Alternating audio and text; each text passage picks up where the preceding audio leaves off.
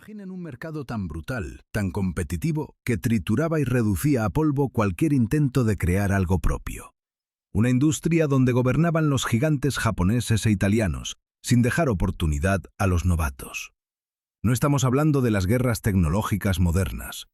Esto sucedía en el México de los años 60 y 70, en una época en la que la idea de «hecho en México» provocaba más escepticismo que orgullo. Hoy desglosaremos la historia de Carabela, el caballo de hierro mexicano que se convirtió en el primer sabor de libertad para toda una generación e hizo realidad el sueño de un imperio de motocicletas propio. Esta marca no solo desafió a las corporaciones extranjeras, sino que obligó a repensar por completo de lo que era capaz la industria mexicana. Unieron corazones italianos con acero mexicano, creando máquinas que sobrevivían donde los delicados europeos se rompían. ¿Qué hacía que estas motocicletas fueran tan icónicas? ¿Cómo pudo una fábrica que producía ollas y acero crear, en pocos años, una máquina sobre la cual creció medio país? ¿A dónde desapareció este gigante que producía miles de motos al mes? ¿Y por qué su colapso fue tan vertiginoso como su ascenso? Y lo más importante, ¿fue Carabela realmente la Honda mexicana? ¿O fue un mito inflado por la nostalgia? Prepárense, porque lo que están a punto de descubrir sobre Carabela cambiará por completo su visión sobre la historia de los motores en América Latina. Antes de arrancar este motor, si este tipo de contenido sobre técnica y páginas olvidadas de la historia les apasiona tanto como a mí, suscríbanse al canal y denle a la campanita para no perderse ningún video. Y si quieren apoyarnos para que podamos sacar de los archivos aún más historias como esta, consideren la posibilidad de convertirse en patrocinadores. Su apoyo es el combustible para nuestro canal. Y ahora, vámonos a la época de Carabela. Dato 1. Un salto a lo desconocido. De las ollas a los motores. Años 1960. Fue precisamente en este momento cuando México decidió cometer su suicidio industrial o dar su gran salto, según como se mire.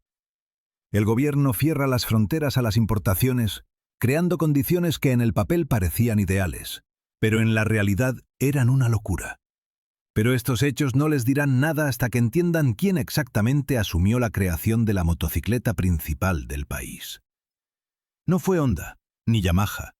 Fue la empresa Acero del Pacífico, fabricantes de tubos de acero, ollas y bicicletas. Calculen ustedes mismos lo absurdo de esto. Imaginen que la fábrica que ayer estampaba utensilios metálicos para su cocina, hoy debe ensamblar un motor de combustión interna capaz de recorrer miles de kilómetros. Para entender la magnitud, es como si le pidieran a un herrero que armara un reloj suizo usando solo un martillo y un yunque. Los ingenieros de Carabela no tenían experiencia en la construcción de motos, no tenían una cultura de mecánica de precisión. Solo tenían una montaña de acero y una orden desde arriba.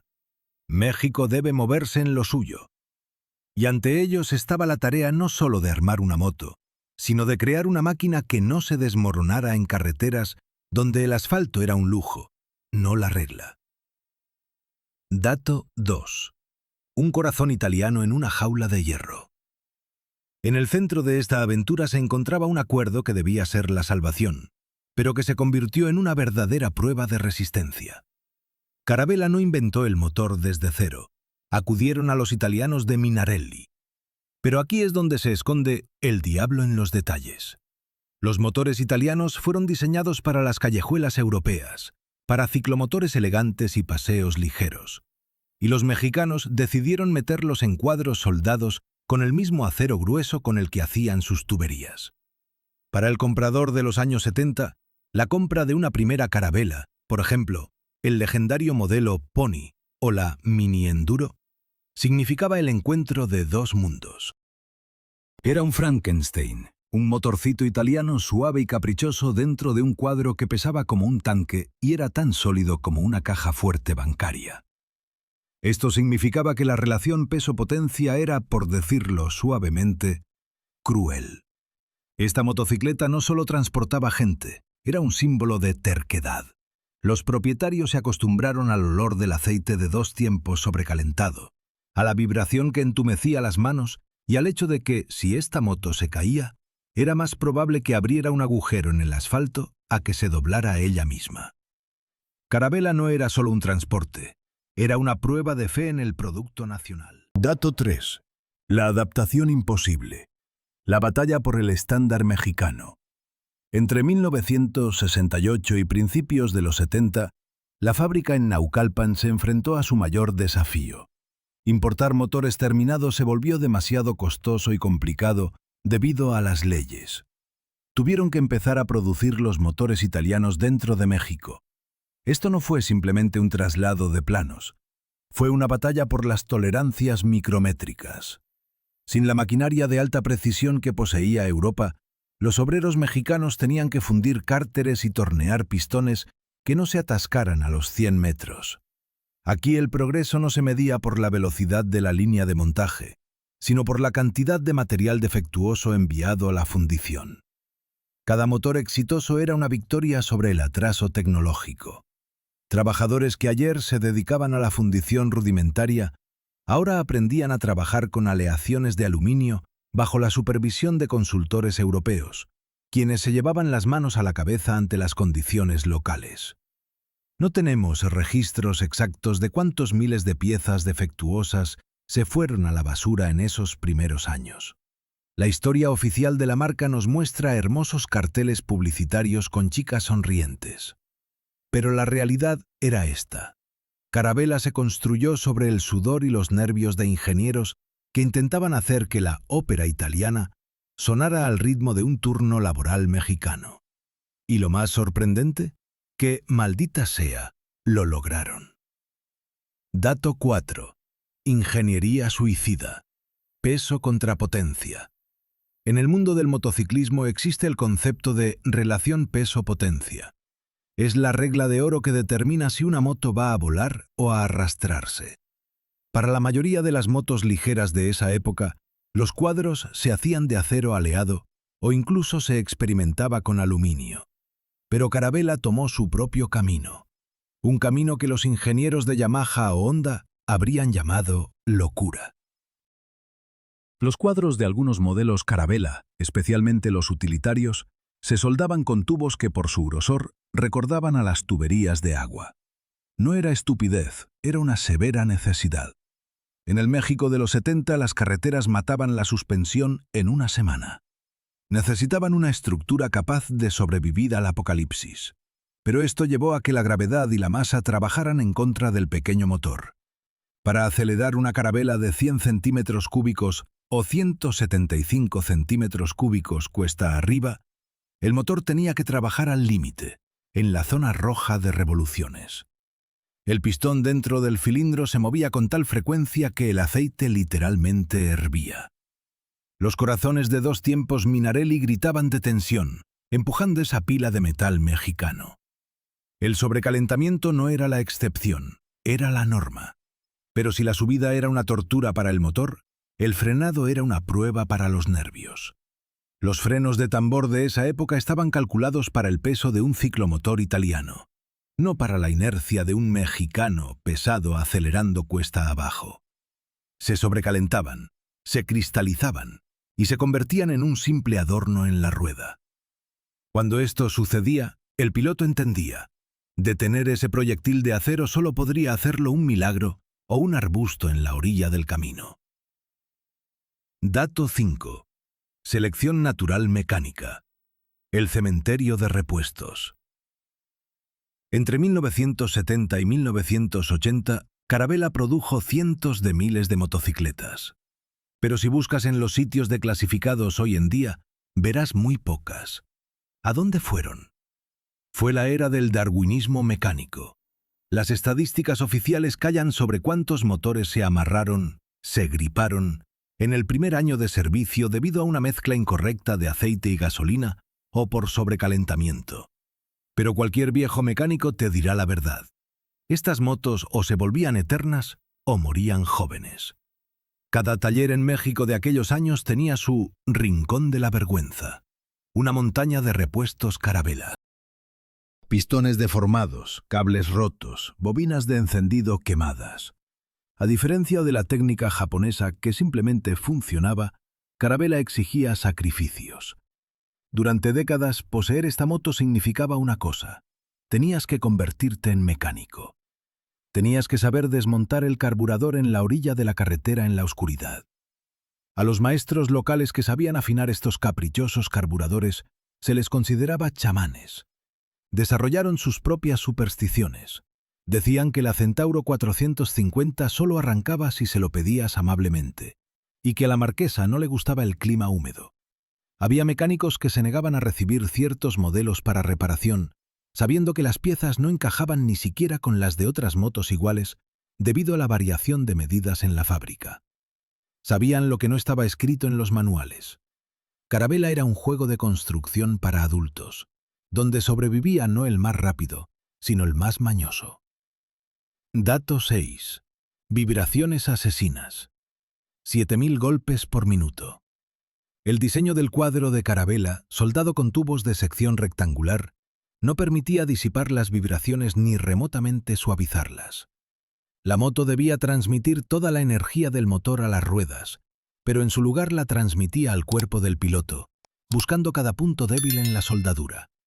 El resultado eran 7000 golpes vibratorios por minuto en el pico de revoluciones. En algunos modelos la amplitud era tal que las tuercas se desenroscaban solas.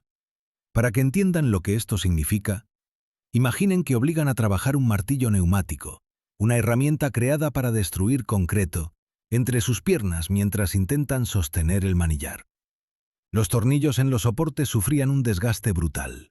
El cuadro y el basculante, sacudidos por un corazón de 2 tiempos de altas revoluciones, generaban una resonancia y un zumbido extremos. Había que apretar la tornillería constantemente. El rugido metálico del motor Carabela llegando a altas se podía escuchar a cuadras de distancia.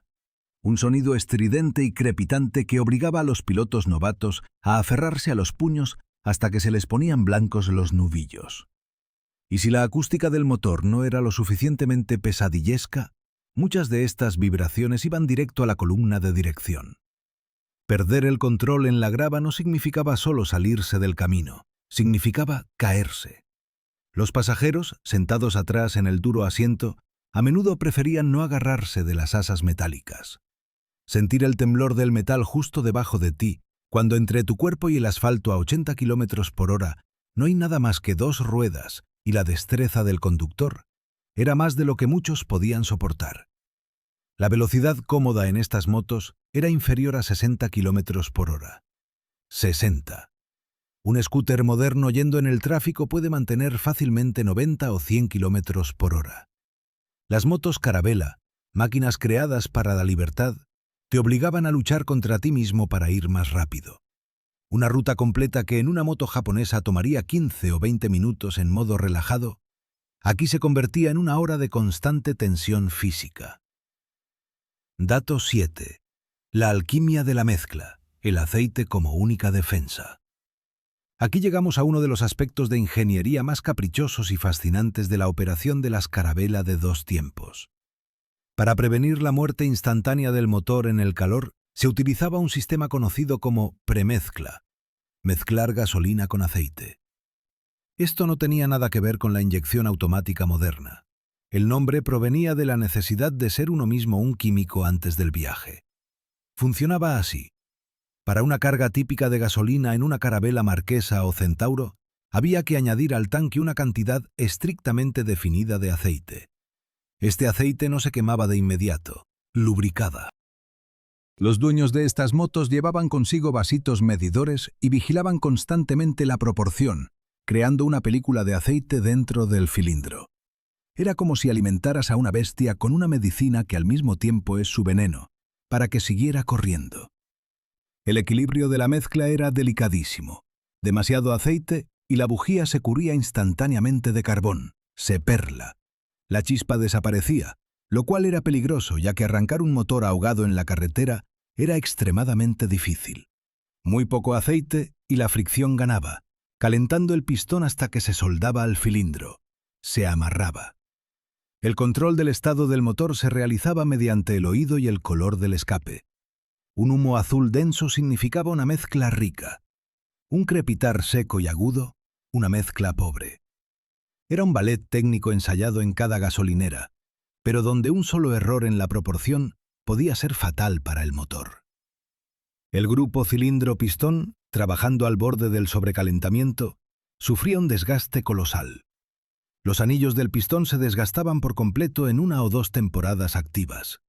En las paredes del cilindro aparecían rayones debido al mal aceite. Las bujías se quemaban a tal grado que requerían cambio ahí mismo en la orilla. La operación de una vieja carabela era económicamente ruinosa para estudiantes y obreros, pero no había alternativa. Era la única vía accesible al mundo de las motocicletas en la economía cerrada de México. Dato 8. La lotería de la muerte. Años 80 y un 40% de defectos. Carabela dominó el mercado durante décadas, pero a principios de los 80 llegó la era de la crisis económica. México comenzó a ahogarse en la inflación, y la fábrica, para sobrevivir, empezó a economizar en materiales. A los lotes de motocicletas de esos años los bautizaron inmediatamente como motos de lunes, hechas con resaca. No era una exageración. Los archivos de los talleres de garantía de esa época registran que la devolución de equipos por garantía alcanzaba el 40%. 40%. Esto significa que de cada 10 motos vendidas, 4 se rompían en el primer mes de uso. No todas las fallas eran fatales, pero la estadística incluía todo, desde cuadros fracturados y tanques con fugas, hasta cajas de cambios trabadas en plena marcha. El metal de aquel tiempo, una mezcla de chatarra refundida y aditivos baratos, se volvía frágil como el vidrio por las vibraciones. En los motores ponían rodamientos baratos, no había un control de calidad adecuado. Un error en el fundido del pistón y simplemente te quedabas tirado en medio de la carretera. A los primeros compradores que se arriesgaron a adquirir estos modelos en la crisis, se les consideraba patriotas o locos. El sistema eléctrico de las motos de los 80, los tristemente célebres sistemas Motoplat de baja calidad, dependía del humor del clima. Ni remotamente estaba diseñado para las lluvias tropicales por las que es famoso el sur de México. Pero esperen un momento. Si la calidad de Carabela cayó tanto, si era técnicamente tan poco fiable y tan costosa para el bolsillo, ¿por qué la seguían comprando? ¿Por qué durante otros 10 años la gente insistió en usar estos juegos de construcción de hierro? Quédense hasta el final, porque la respuesta está ligada a las fronteras cerradas de México y a decisiones políticas que no dejaron opción a la gente. Y si ya tienen una teoría de por qué los mexicanos aguantaron tanto tiempo, escríbanla en los comentarios ahora mismo. Dato 9. El terror del dos tiempos. Parada cada 10 kilómetros. En los años 70 y 80, cuando el tráfico en las carreteras se volvió más denso, los motociclistas mexicanos que decidían salir a carretear, por ejemplo, de Ciudad de México a Acapulco, se enfrentaban a su peor pesadilla en los motores enfriados por aire de Carabela. Los relatos de los veteranos del motociclismo, que aún resuenan en los foros, confirman que los pilotos debían obligatoriamente detenerse cada 10 o 20 kilómetros para enfriar el motor. No era una recomendación, era un requisito de la física. Los cilindros de aluminio con camisas de hierro fundido acumulaban tanto calor por las altas revoluciones y el clima que literalmente empezaban a tintinear, presagiando el desastre. Los dueños experimentados de Carabela desarrollaron hábitos casi rituales. Conocían cada subida donde el motor se calentaba, cada sombra donde podían enfriarse. Iban con una mezcla rica, humeando como locomotoras, usando el exceso de aceite como refrigerante para minimizar el riesgo de un agarrón. Sin embargo, cada media hora tenían que orillarse, apagar el motor y esperar a que el metal dejara de crujir. Muchos llevaban consigo bujías de repuesto porque al motor sobrecalentado le encantaba llenarlas de carbón. Cambiar una bujía al rojo vivo con las manos desnudas en la orilla de la carretera era un rito de iniciación para los dueños de Carabela. Las historias sobre pilotos que sufrieron un agarrón térmico, bloqueo del pistón, en la carretera son legendarias y aterradoras. Algunos lograban apretar el embrague cuando la rueda trasera se bloqueaba bruscamente. Otros tenían menos suerte. Hay relatos de motos que al bloquearse el motor a 80 o 100 kilómetros por hora, enviaban al conductor a volar por encima del manillar. A esa velocidad, sobre 2 ruedas y sin protecciones modernas, el desenlace era doloroso. Quienes sobrevivían a esa experiencia a menudo se cambiaban a los automóviles. El trauma psicológico de sentir que tu motor decidió de repente matarte bloqueando la rueda era demasiado pesado para muchos. Dato 10. El ingenio mexicano. Ingeniería de alambre. La ingeniería popular finalmente respondió al problema de la falta de fiabilidad de las piezas con una solución tan simple como genial. En la cultura de los dueños de Carabela nació un fenómeno que llamamos la mexicanada. No eran modificaciones de fábrica, sino soluciones de campo que hacían revivir a una moto muerta. En la caja de herramientas de todo piloto que se respetara había un rollo de alambre recocido, quemado, cinta de aislar y unas pinzas. La idea consistía en reemplazar la pieza de fábrica rota con basura que tuvieras a la mano. Un cable de acelerador roto se reemplazaba con una cuerda de guitarra. Un escape caído se amarraba con alambre al cuadro tan fuerte que aguantaba mejor que los soportes de fábrica. Estos métodos, hechizos, salvaron incontables viajes. Los dueños conocían la anatomía de su moto de memoria. Sabían exactamente dónde estaba el punto más débil. Si sentías que el motor perdía potencia o algo sonaba, calculabas mentalmente si tenías un pedazo de alambre para arreglarlo. Era una apuesta contra la calidad y contra el tiempo. Algunas de estas soluciones de ingeniería se pueden encontrar en las motos supervivientes hasta el día de hoy. Ver una Carabela de los 70 cuyo carburador se sostiene con abrazaderas hechas de una lata de conservas es un espectáculo asombroso, pero es también un monumento al ingenio del conductor engendrado por la necesidad.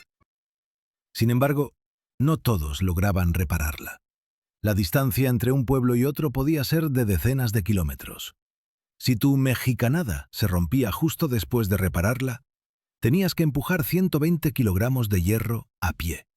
Y si no llegabas a encontrar ayuda, tus opciones eran tirar la moto en los matorrales o prepararte para un humillante regreso a casa en la caja de una camioneta que pasara por ahí. Dato 11. El infierno de la fundición. Motores fundidos a mano. Durante la localización de la producción, los ingenieros de Carabela se toparon con un obstáculo imposible de esquivar: la necesidad de producir los complejos cárteres de aluminio de los motores Minarelli dentro del país. No había forma de comprarlos en el extranjero sin violar la ley de proteccionismo, lo que haría el negocio ilegal. La única solución era fundirlos ellos mismos. Años 1970, con tecnologías que frente a Japón parecían prehistóricas. Moldes de arena, crisoles manuales y ausencia de robots. Un equipo de obreros fundía los corazones de las motocicletas prácticamente a mano en las naves de Ecatepec. El proceso parece simple hasta que tomas en cuenta que cada cárter era una lucha contra la porosidad del metal. Los trabajadores, en turnos sofocantes, fundían el aluminio y lo vertían en los moldes, arriesgándose a sufrir quemaduras. Cuando el metal se enfriaba, rompían el molde y sacaban una pieza bruta. Luego, a mano, en tornos simples, fresaban las superficies. El porcentaje promedio de defectos en los primeros años era monstruoso. El calor dentro de la nave de fundición era infernal. No existía ventilación que cumpliera con las normas modernas. Los obreros respiraban vapores de metal fundido y mezcla de moldeo. Esta nave se convirtió en un símbolo de determinación industrial frente a un embargo tecnológico. Cuando el proceso finalmente se perfeccionó y miles de motores salieron de la línea, se consideró un milagro de la industria mexicana. Hoy, 50 años después, esos motores siguen funcionando. En los cárteres de las viejas Carabela, si miras de cerca, todavía puedes ver la textura rugosa y las marcas de los moldes. Las cicatrices de nacimiento. Un testamento silencioso de las condiciones en las que se forjó esta leyenda. Dato 12. Vuelo a ciegas. Suspensión contra gravedad. Andar por caminos planos era una cosa, pero Carabela se posicionaba como el rey del todoterreno. y las pistas de motocross debían ser conquistadas. La solución fueron suspensiones primitivas que debían amortiguar los golpes después de los saltos. Algunos de estos saltos en las pistas enviaban al piloto a una altura de 2 o 3 metros en el aire. 3 metros. Parece poco, hasta que vuelas hacia abajo en una estructura de hierro que pesa 120 kilogramos, teniendo debajo de ti un recorrido de horquilla de solo 15 centímetros. La creación de estas suspensiones fue una hazaña que rivaliza con cualquier ingeniería moderna. Sin modelado por computadora, sin resortes progresivos, sin rebote hidráulico. Los ingenieros usaban resortes simples y aceite. Las horquillas se producían en equipos obsoletos, a menudo con holguras. De ahí pasaban a la línea de montaje, un proceso que recordaba a una lotería. Una vez en la pista, estas suspensiones eran probadas por maniquíes vivos, los pilotos del equipo de fábrica. Los pilotos que saltaban en la Centauro o la Motocross 450 trabajaban al límite, a menudo con un equipo de protección que hoy consideraríamos ridículo. Un aterrizaje duro, un tope de la horquilla, un vástago de amortiguador roto, y salías volando por encima del manillar hacia el lodo. No hay registros exactos de cuántos huesos se rompieron en las pruebas, pero las leyendas de aquel tiempo hablan de pilotos que después del fin de semana llegaban a la fábrica enyesados para decirles a los ingenieros dónde exactamente el metal resultó más débil que el hueso. Cuando un nuevo modelo de suspensión salía en serie, la primera compra era un evento de máxima tensión. El dueño salía a los baches escuchando cada golpe, cada rechinido, buscando signos de debilidad. Si los retenes no goteaban, celebraban. Si goteaban, bueno, por eso en el kit de herramientas siempre había un trapo. Dato 13. Columna de acero. Un cuadro soldado para la eternidad. Año 1975. Para este momento la marca había explotado sus cuadros por casi 10 años, y existía un problema recurrente en la competencia que costaba reputación: las grietas. Las duras condiciones del interior de México, combinadas con el sobrepeso, provocaban que los cuadros de las motos japonesas simplemente se partieran por la mitad. Un bache, un golpe, y la geometría de la moto se arruinaba para siempre. La solución de Carabela fue el uso de un cuadro tubular de tipo doble cuna, con un grosor de pared que rozaba lo absurdo. No era solo el esqueleto de una moto, era un tanque soldado a mano sin el uso de robots. Este cuadro rodeaba el motor, creando una jaula protectora. Cada unión era soldada por un soldador que trabajaba en 3 turnos, a menudo entre humo y chispas. El cuadro no solo debía sostener el motor, también debía ser increíblemente rígido a la torsión. Debía soportar el peso no de uno, sino a menudo de 3 pasajeros y carga. Los ingenieros añadieron cartelas de refuerzo, placas triangulares de metal en los nodos críticos que distribuían la carga. Lo hicieron pesado, ignorando las tendencias de aligeramiento. Fue una obra maestra de fuerza bruta de los 70, y funcionó. Los casos de fractura de cuadros en Carabela prácticamente desaparecieron.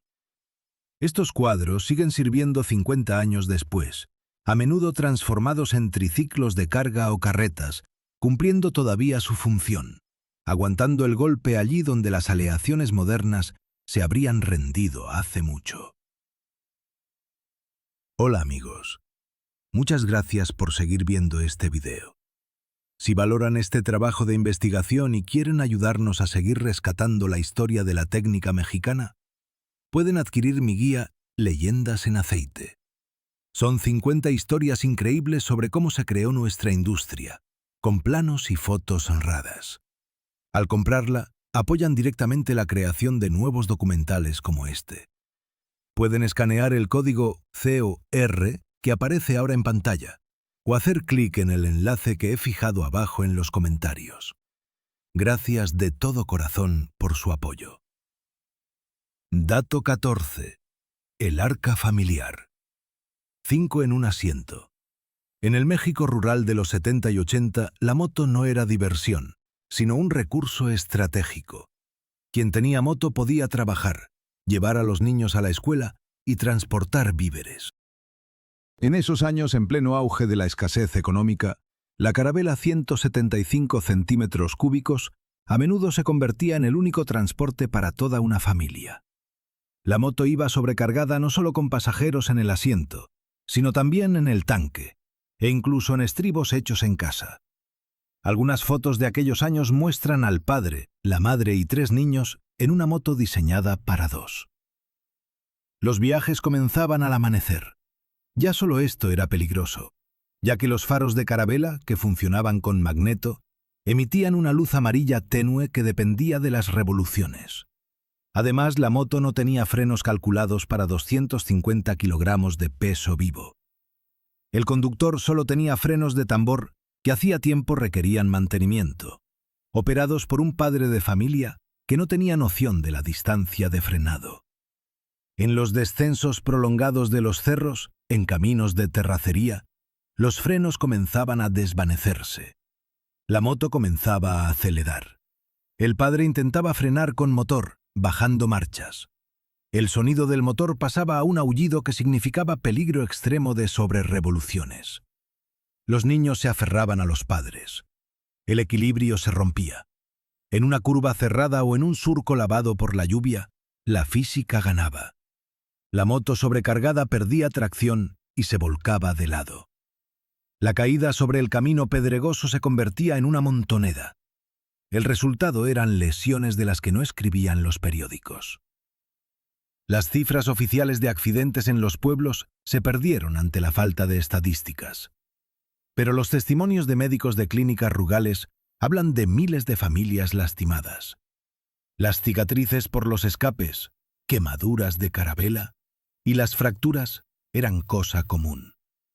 Algunos dicen que incluso hoy en los pueblos se puede encontrar a ancianos que recuerdan con orgullo y horror cómo conquistaban las montañas con toda la familia en una sola Carabela, rezando para que las llantas aguantaran. Dato 15. El almacén fantasma de los 90. 3 décadas de olvido. Principios de los 90.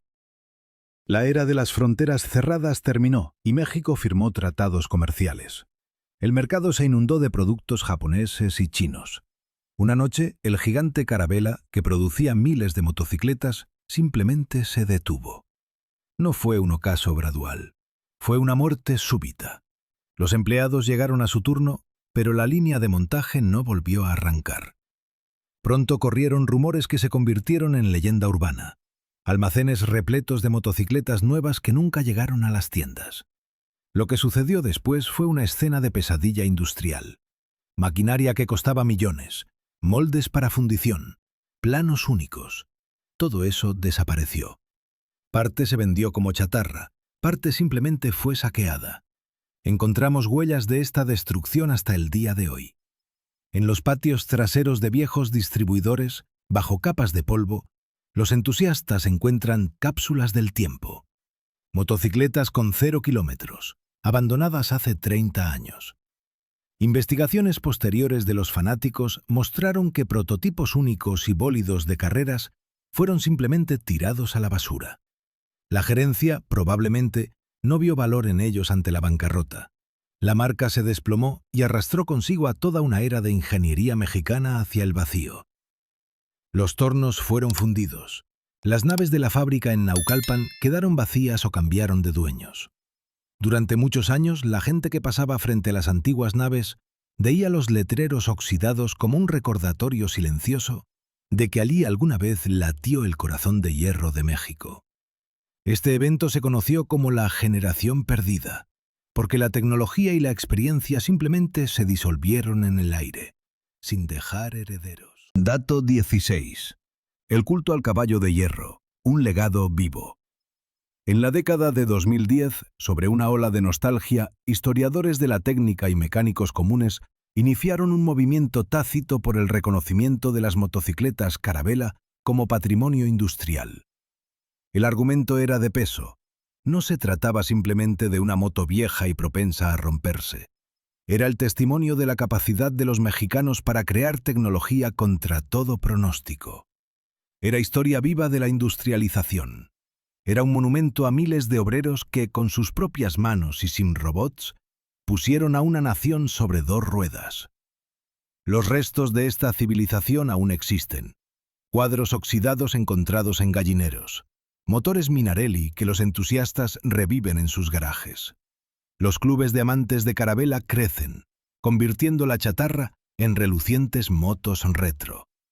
Todo esto conforma lo que llamamos arqueología mecánica, el rescate de una historia con valor cultural. Los coleccionistas argumentan que estas motos deben ser preservadas, no enviadas al desguace. Imaginen una reunión donde pudieran escuchar el crepitar de docenas de motores de 2 tiempos, oler el aceite Castrol y ver maquinaria creada hace 50 años en condiciones que hoy parecen imposibles. Es una experiencia inestimable de conexión entre generaciones. Desafortunadamente, a nivel oficial, el Estado se preocupa poco por esto. Muchos modelos raros, como los prototipos de 2 cilindros, permanecen perdidos para siempre. Es una tragedia silenciosa, porque cuando el último mecánico que conozca los secretos de Carabela se vaya, se perderá un pedazo irreemplazable del alma de México. Dato 17. La maldición del pedal de arranque. Fractura de tobillo como precio de encendido. Estamos acostumbrados a que arrancar un motor sea apretar un botón o dar un ligero empujón con el pie. Pero en el caso de los monstruos de Carabela, como el modelo Centauro 450, el arranque era un acto de violencia física. Los ingenieros crearon un motor monocilíndrico de 2 tiempos de enorme cilindrada con una compresión monstruosa, pero olvidaron, o no pudieron, implementar un descompresor eficiente. Esto significaba que la palanca de arranque, el kickstarter, se convertía en un arma cargada. El procedimiento de arranque requería el peso de todo el cuerpo, el momento exacto y una determinación kamikaze. Si pateabas la palanca débilmente o en la fase incorrecta del pistón, el motor pateaba de regreso. Se producía una explosión en el cilindro que empujaba el pistón en sentido contrario con la fuerza de un mazo de herrero. La palanca salía disparada hacia arriba, directo a la pierna del piloto. En las salas de traumatología de la Ciudad de México de los años 70, los médicos incluso usaban un término no oficial: el síndrome Carabela. Eran fracturas complejas del tobillo derecho o de la tibia, características de los dueños de estas motos. Muchos pilotos se ponían botas de construcción con suela reforzada solo para arrancar esta moto. Ser dueño de una Centauro significaba vivir con un miedo constante a tu propia máquina, incluso antes de moverte del lugar. Era una ruleta rusa. 5 veces arrancaba con un rugido. A la 6ª intentaba romperte la pierna. Las leyendas dicen que algunos propietarios vendían la moto inmediatamente después de la primera lesión de este tipo, incapaces de volver a acercarse a esa bestia de hierro. Dato 18. Ruleta policial. Persecución por supervivencia. En los años 70 y 80, el gobierno de México, apoyando al fabricante nacional, puso a la policía de caminos y a los carteros sobre motocicletas Carabela. Imaginen la ironía. Una moto policial, que debe ser el estándar de fiabilidad y velocidad, estaba hecha en la misma fábrica que luchaba contra un 40% de defectos. Para las patrullas policiales, esto convertía el servicio en una hazaña diaria. Tenían que perseguir a delincuentes en V8 americanos o ligeras motos japonesas, montados sobre pesadas Carabela que se sobrecalentaban en el tráfico. Existen registros de archivo de quejas de los sindicatos policiales que describen situaciones dignas de una película de acción de Hollywood, pero con un final triste. La vibración a altas velocidades, durante una persecución, era de tal fuerza que de las motos policiales se caían las torretas, las sirenas e incluso las madetas con las radios. Pero lo más aterrador era otra cosa. El sistema eléctrico, que funcionaba con un generador de corriente alterna, en ralentí casi no daba luz. Un policía haciendo guardia de noche con el motor apagado era invisible. Pero cuando arrancaba la moto, el faro se encendía con una luz amarilla tenue, iluminando apenas 5 metros de asfalto. Entrar en una persecución nocturna a 100 km por hora con esa luz era un suicidio. Servir en el escuadrón de motociclistas sobre una Carabela significaba ser mejor conductor que cualquier criminal, simplemente para compensar las deficiencias de tu máquina. Eran hombres que manejaban proyectiles pesados, vibrantes y con mal frenado, defendiendo la ley en una máquina que, en sí misma, era un crimen contra la ingeniería. Dato 19. Escuela de cicatrices. Mini enduro y quemaduras de tercer grado. Si creen que las motos infantiles modernas son peligrosas, nunca vieron la Carabela Mini Enduro 60. En los años 70, esta minimoto era el sueño de todo niño mexicano y la pesadilla de toda madre. El marketing la posicionaba como un juguete para principiantes, pero técnicamente era una copia reducida de los monstruos adultos, agresiva, brusca y absolutamente implacable con los errores. El problema principal era la ergonomía, diseñada al parecer por sádicos. El tubo de escape pasaba alto, justo debajo del muslo del joven piloto. El protector térmico era, si es que lo tenía, puramente simbólico, y se calentaba a la temperatura de una plancha en 5 minutos de conducción. En México hay toda una generación de personas que tienen en la parte interna de la pierna derecha una cicatriz con una forma específica. Se le llama el tatuaje Carabela. Caerse de esta moto era solo la mitad del problema.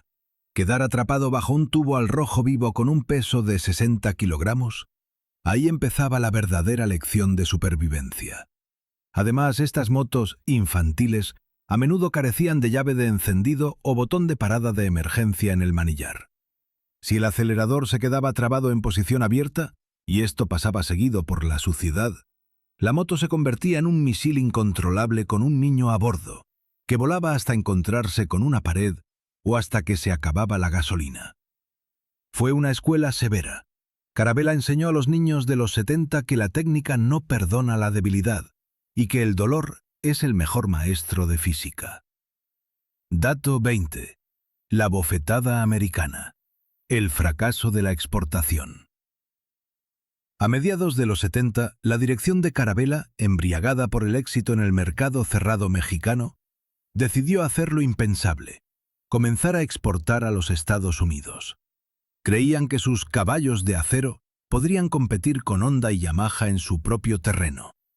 Esta decisión se convirtió en el momento de la verdad, que golpeó dolorosamente el orgullo nacional. Cuando los primeros lotes de Carabela cruzaron la frontera y cayeron en manos de periodistas americanos de revistas de motociclismo, el veredicto fue aniquilador. En México, estas motos se consideraban potentes y fiables porque no había con qué compararlas. Pero en Estados Unidos, frente a la tecnología japonesa, la Carabela parecía un alienígena de la edad de piedra. Las pruebas de manejo las describían como maquinaria agrícola, vibradores sobre ruedas y las 125 centímetros cúbicos más pesadas de la historia. Los americanos no podían entender por qué una moto debía pesar 30 kilogramos más que la competencia, consumir el doble de combustible y requerir reparación después de cada carrera. El intento de exportación fracasó estrepitosamente. Los distribuidores se negaban a recibirlas, no había repuestos, la reputación de la marca cayó por los suelos. Fue una lección de economía cruel. Carabela era rey solo en su propio reino, cercado por altos aranceles. En el océano abierto del libre mercado, este galeón mexicano se fue a pique sin siquiera haber hecho un disparo. Los almacenes en Estados Unidos fueron liquidados a precio de saldo y muchas de esas motos de exportación terminaron sus días en los desguaces de Texas y California, sin encontrar jamás el amor que tenían en su patria. Dato 21. La gran ilusión. Campeones que no se pueden comprar. En los 70, Carabela dominaba las pistas de motocross mexicanas. Los periódicos se llenaban de titulares sobre victorias, y el eslogan «Gana el domingo, vende el lunes» funcionaba a toda máquina. Los compradores corrían a los salones para comprar esa misma Marquesa o Centauro que acababa de vencer a los japoneses en la pista. Pero compraban una mentira. Entre la moto en el podio y la moto en la tienda había un abismo. Los bólidos de carreras del equipo de fábrica eran laboratorios sobre ruedas. Sus cuadros se soldaban con acero al cromo molibdeno importado, ligero y resistente, no con tubería de agua. Sus motores eran trabajados a mano por ingenieros italianos, pulidos hasta brillar como espejo, y entregaban una potencia con la que un motor de serie explotaría en un minuto. El comprador solo recibía la carcasa exterior, el mismo color de tanque y las calcomanías. Por dentro era una unidad pesada y descafeinada. Era marketing al límite de la falta. Miles de jóvenes compraban una Carabela esperando volar por las rampas como sus ídolos, pero descubrían que estaban intentando hacer volar un yunque. La diferencia de peso entre el prototipo de fábrica y la moto de serie podía llegar a los 15 a 20 kilogramos. No fue solo una decepción, fue una traición a las expectativas de toda una generación que creía tener en sus manos la espada de un campeón, y en realidad solo sostenía un pesado garrote. Dato 22. Los Frankenstein de la Sierra. Pistones de bocho y alambre. Cuando la fábrica cerró y los repuestos oficiales desaparecieron, Carabela debió extinguirse. Pero en las zonas montañosas remotas de México, la Sierra de Oaxaca o Guerrero, estas motos se negaron a morir. Comenzó la era que los mecánicos llaman necromancia mecánica. Como los pistones italianos originales se volvieron escasos, los ingenieros rugales comenzaron a cometer blasfemias técnicas. Hay casos documentados donde, en cilindros rectificados de Carabela, metían a martillazos pistones de automóviles Volkswagen Escarabajo, bocho. No coincidían en peso, arruinaban el balanceo, hacían que el motor vibrara tanto que al conductor se le caían los empastes de las muelas, pero la moto andaba. Los carburadores se reemplazaban con piezas de podadoras o viejos generadores. En lugar de juntas usaban cartón de cajas de cereal impregnado con pintura. En lugar de cables de acelerador, hilo de pescar o alambre. Ver una Carabela así hoy en una aldea remota es ver un zombi. Son máquinas que contradicen las leyes de la ingeniería. Humean, golpean. Las piezas se sostienen con soldadura y oraciones, pero siguen cargando leña y agua. Ya no es una Carabela, es un monumento a la terquedad humana. Estos Frankenstein demuestran: si un mexicano necesita transporte, no lo detendrá ni la falta de una fábrica, ni la falta de lógica. Carabela es mucho más que una vieja marca de motocicletas o un pedazo de hierro oxidado en el garaje del abuelo. Es un monumento a la perseverancia industrial frente al bloqueo tecnológico y la escasez. Durante más de 2 décadas, generaciones de ingenieros, obreros, mecánicos y simples jinetes desafiaron una realidad que repetía: no pueden hacerlo. Pero lo hicieron. Algunos modelos se convirtieron en leyendas, otros en maldiciones, pero todos se volvieron parte del ADN de la nación. Cada vez que alguien hoy arranca una Centauro o Marquesa restaurada, cada vez que ven en la calle ese logo característico con el barquito y escuchan el crepitar del motor de 2 tiempos, están participando en una tradición que se remonta a una época de esperanzas. La historia de Carabela nos enseña algo fundamental sobre México. Esta industria se construyó a pesar de la lógica del mercado global, no gracias a ella. La falta de tecnología de punta, las fronteras cerradas, las crisis económicas, todo conspiraba en su contra. Pero los mexicanos, con ingenio, pinzas, alambre y una terquedad admirable, encontraron el camino. Fundían motores donde el mundo decía que compraran lo hecho. Soldaban cuadros capaces de sobrevivir al apocalipsis donde otros buscaban ligereza. Convirtieron los defectos en carácter y las averías en una excusa para ser mejores mecánicos. Carabela es la historia del México del siglo XX, comprimida en la vibración de un motor y el humo azul del escape. Y ahora les pregunto a ustedes, ¿alguna vez han montado una Carabela? ¿Recuerdan ese momento en que pisaron el pedal de arranque y sintieron cómo 120 kilogramos de metal vivo despertaban bajo ustedes? ¿Sintieron ese miedo de que se rompiera en 1 kilómetro, mezclado con el orgullo de que esa máquina es nuestra, mexicana? Cuéntenme en los comentarios cuál fue su experiencia con este caballo de hierro. ¿Tuvo su padre o su abuelo una moto así? ¿Les quedó aquella cicatriz de quemadura en la pierna? ¿Y si les ofrecieran dar una vuelta en una Carabela hoy, ¿Se atreverían a tomar el manillar sabiendo lo que saben ahora sobre las vibraciones y los frenos? ¿Qué otra leyenda olvidada de la industria mexicana merece una investigación igual? Hágamelo saber ahí abajo.